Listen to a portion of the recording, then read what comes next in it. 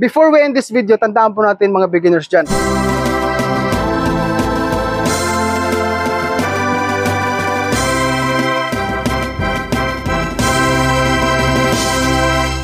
Beginners, gusto ko lang pong sabihin sa inyo na, daan muna kayo, daan.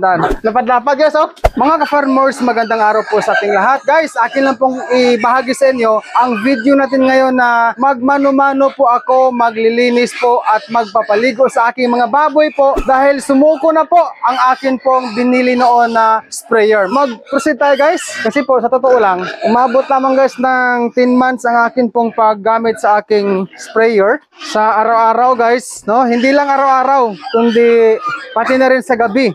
Talagang daytime and nighttime ako po ay naggamit or gumagamit sa akin pong sprayer. Sa loob ng 10 months ay bumigay na po talaga. Okay? So this time, mano-mano. Yan, mano-mano talaga, guys. By the way, yung aking mga baboy, guys, itong dalawang gelt or dumalaga, yung kanilang status ngayon, guys, ay patuloy po akong nag-maintain sa kanila sa kain nila. Basahin muna natin para lumambot ang mga dumi-dumi na nakadikit sa kanilang paa. Sa kanilang katawan, I mean. No? Yan. Sige. Behave tong aking ano, guys, aking mga baboy na gelt. Ang mga makukulit, guys, yung mga patiners lang. Asan na yung brush natin? Ito.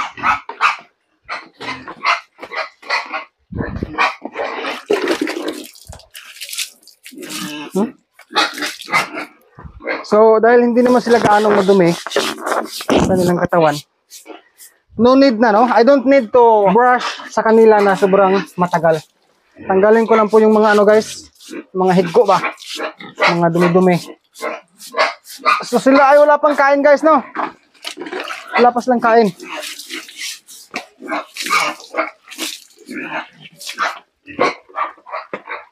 Diki, come on. Diki, halika. Kasi, guys, yung aking sprayer, binili ko yun noon. It was August 2023. Ngayon, maabot lamang ng 10 buwan na tuloy-tuloy na paggamit, no? Daytime and also nighttime. Kasi po sa gabi, naglilinis pa rin po ako dito sa aking mga baboy. I mean, yung dumi nila.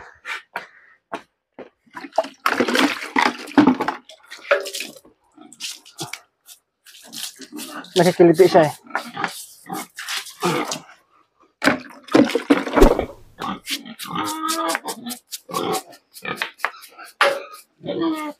Diki, behave lang, behave. Siya po ay hindi nasasaktan, kundi nagilukan, guys, ba? Nakikiliti. Okay, kulang tubig natin.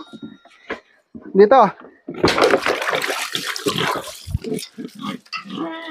Mano-mano style to, guys, ha?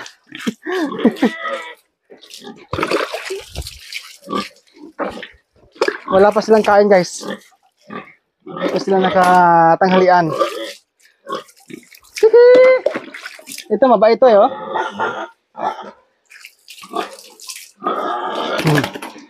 Ito naman. Ikaw, gusto ka dyan, ha?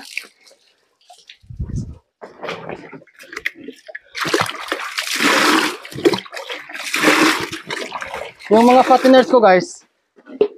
Ayun, guys, wala pa rin silang kain din. Lahat sila walang kain pa.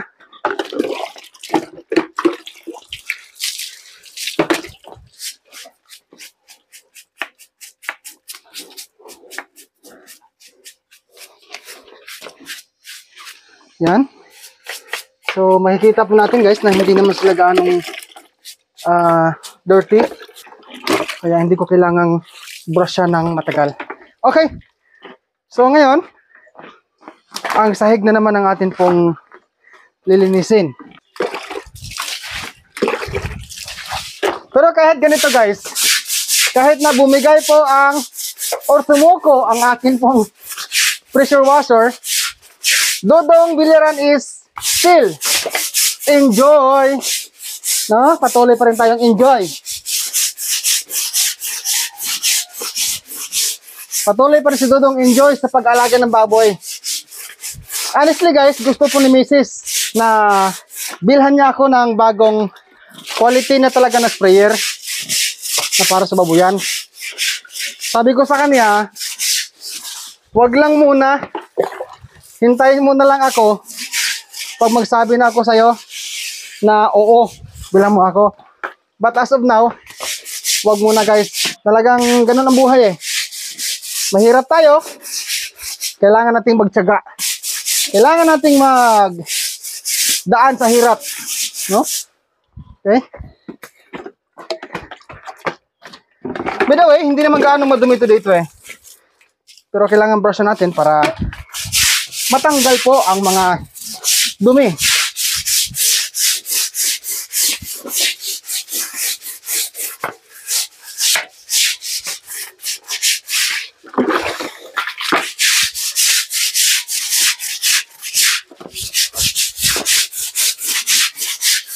Mano-mano cleaning.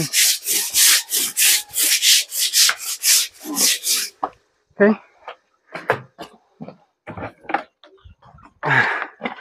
Woo.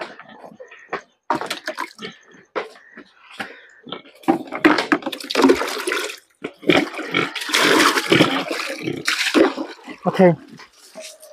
Ibanlawan na kanyang baboy para dumaloy sa semento ang tubig na mula sa kanilang katawan. Pero at the same time, mabanlawan na rin yung sahig. Yan.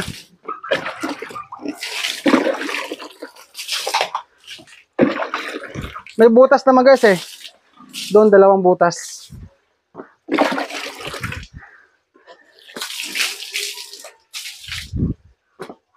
Okay. Tapos, yung ating pasungan, atin pong hugasan. Itong pasungan ko guys, hindi ko na lang tinanggal muna yung nakaharang sa butas. May lock kasi yan, gumay. Dito rin po. Diki, tabi ka muna. Itong gelt ko guys na yellow ang eartag. Mabait ito eh. Kakaiba siya guys sa isang gelt ko na pulang eartag. Ang pinagkaiba, ito po pag yung yellow na gelt. Pag nagkandos ako o sandok sa tubig dito, siya po ay hindi nangungulit sa akin. Unlike dito, na nangungulit siya minsan. Tulad yan, nan. Gusto niyang kagatin ang panandok sa tubig. Ay! Sige! It's your turn! Sabihan ta guys. Sabya.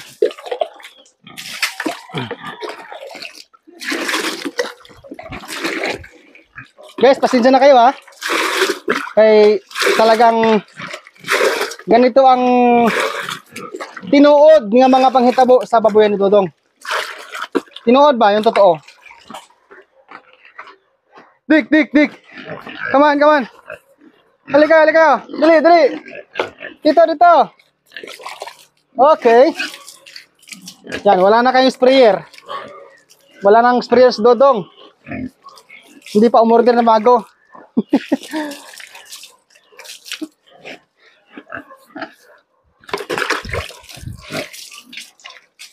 So sila guys, ay lang. Feeding guide lang ako sa kanila. Kaya hindi sila gaanong mataba. Kasi pag sa pagkain, only feeding, mabilis mong tumaba o rumubo ang katawan ng baboy. Pero ako po ay hinahinil na pagkain guys. Bayan, try natin brasan. Ayan, ang iba dito guys, umahamo na sa brush eh.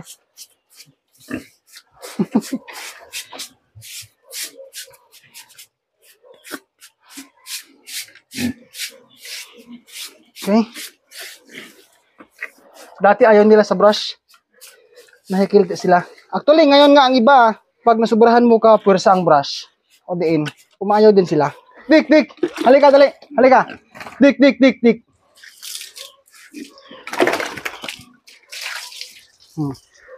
Dali, lapit.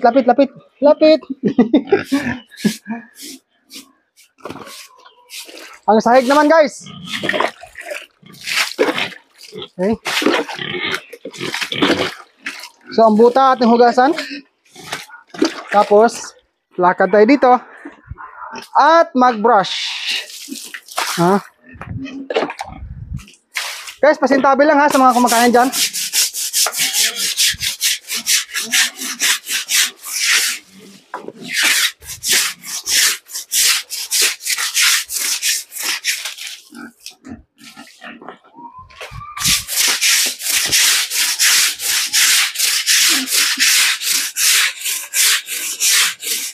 O, daan muna kayo, daan.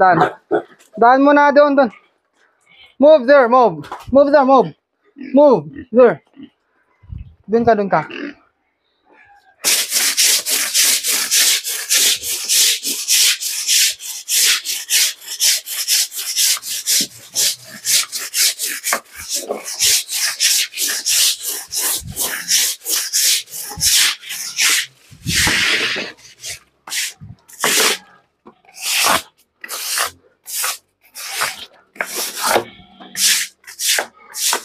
Okay. Diki. Okay.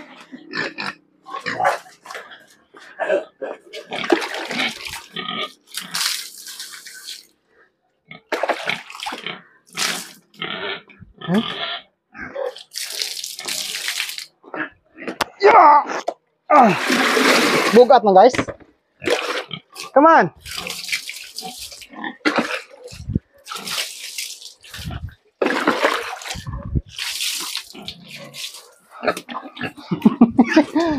Lapad-lapad guys, oh.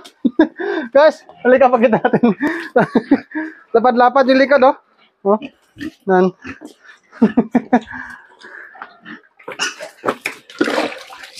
Diki. Okay, paligo lang. Yan. Medyo malalaki na sila, guys. So dito, guys, tatanggalin ko muna yung bangil or harang sa butas. Kasi nga po, maghugas tayo ng kainan. Ano yung kanilang pasungan.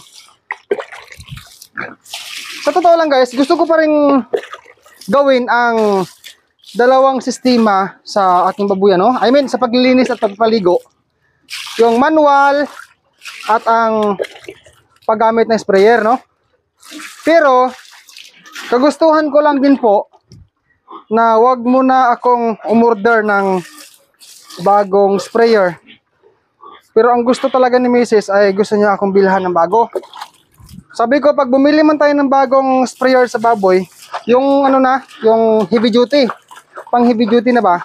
Beginners, gusto ko lang pong sabihin sa inyo na kapag po kayo ay gustong bumili ng sprayer para sa babuyan, kung may sapat sa kwarta o may extra budget, doon ka na lang sa ano, sa pang heavy duty na mga equipment, sprayer, no, para sa tubig, para sa baboy. Dahil sa 3 bisis, kung di ako magkamali, 3 bisis akong bumili ng mga portable na mga sprayer. Una, na overheat yon. Pangalawang bisis na bili ko, ganun din. Itong pangatlo ngayon lang siya guys bumigay. Pero okay lang din kasi nga nagamit ko pa naman siya ng 10 buwan during daytime and nighttime. Pero sa buhay natin kasi mga kapwa mahirap dyan, sa buhay natin kasi kailangan natin ng sipag at tiyaga eh. Okay, so ngayon guys, maglalagay si Dodong ng King's Vita Plus Animal Feed Supplement.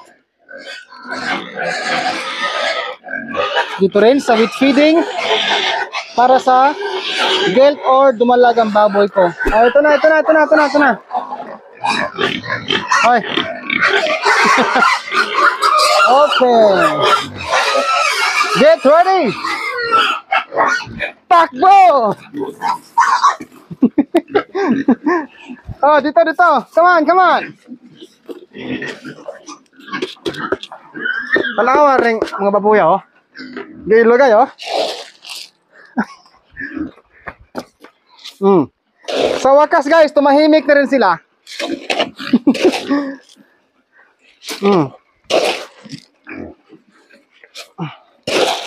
Okay.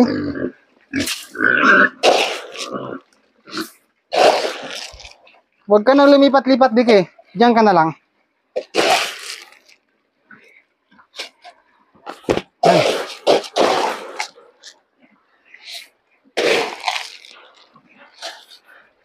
ating sagudo ng baboy guys, or ating pong alagaan. Habang kumakain ng aking mga baboy dito guys, atin munang iwan sila saglit. Dito tayo sa ating sprayer. Ito po. So, dito po, ito po yung binili ko na umabot lamang siya ng 10 buwan or 10 months na usage ko sa kanya. Yung supply ko sa water, walang problema. Tuloy pa rin ang supply ko sa tubigan. Dito, wala ibang problema dito, kundi ang ano lang, yung sa sulod or sa loob. Umusok dito nung nakaraang araw. So, ito, naranasan kong one time, nag-change oil kami ni Mrs. Kasi ito, meron tong langis sa merong langis sa sulod or sa loob. Nag-change oil ako. Yung change oil guys na para sa Rusco ko noon sa aking Suzuki Multicab. So dahil wala na pong Rusco ko, bininta ko na. Ang akin pong nabili na pang change oil para sa Rusco sana ay ginamit ko dito.